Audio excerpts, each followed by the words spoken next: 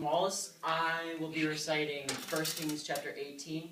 I've cut out a few of the parts just for time management.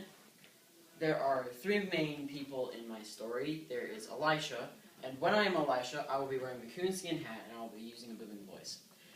Then there's the people. When I'm the people, I will be throwing my arms in the air and yelling. And then there's the narrator. When I'm the narrator, I'll probably just be wearing a fedora and speaking in my normal voice. This is how the story began.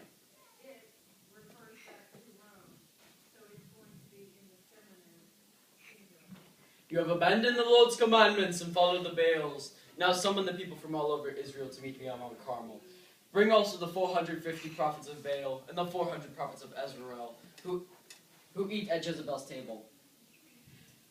How long will you waver between two opinions? If the Lord is God, follow him. But if Baal is God, follow him. But the people said nothing. Then Elisha said to them,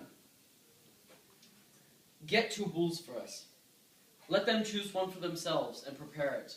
Lay it on the wood, but not set fire to it. Then I will prepare the other bull, but not set fire to it. You will call in the name of your God, and I will call in the name of the Lord. The God who answers by fire, he is God. Everyone agreed. Then Elisha said to them, Choose one of the bulls first, and prepare it first, since there are so many of you.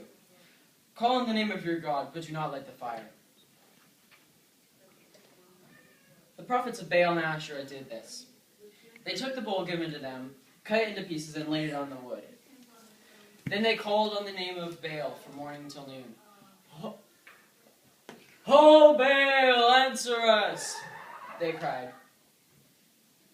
But there was no response. No one answered. No one paid any attention to them. Then they danced around the altar they had made. At noon, Elisha began to taunt them.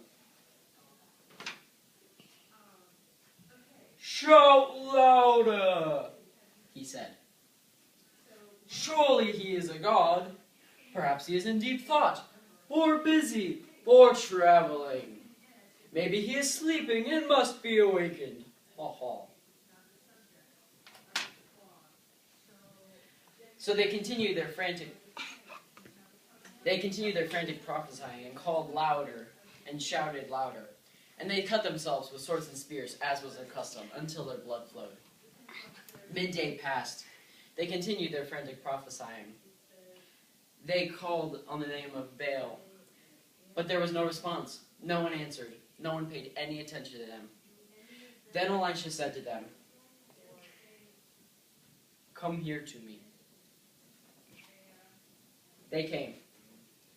Then the prophet Elisha took 12 stones and repaired the altar of the Lord, which was in ruins. Then he cut the bull into pieces, arranged the wood, and laid the bull on the wood, and dug a trench around the altar he had made. Then he said to the prophets of Baal, "Fill 4 large jars with water, and pour it on the offering and on the wood." "Do it again," he said. They did so.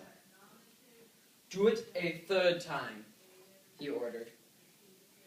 They did it a 3rd time. The water they had poured on the offering ran over the offering and over the wood, and even filled the trench.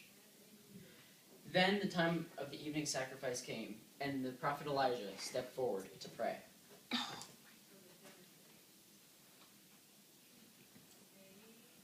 "O Lord, God of Abraham, Isaac, and Israel, let it be known today that you, O Lord, are God, and that I am your servant, and have done all these things at your command. Answer me, O Lord, answer me, so that these people will know that you, O Lord, are God, and that you are turning their hearts back again." Then the fire of the Lord fell upon the altar. It burned up the offering and the wood, the stones and the soil, and even licked up all the water inside the trench. When the people saw this, they fell prostrate and cried, "The Lord, he is God! The Lord, he is God!"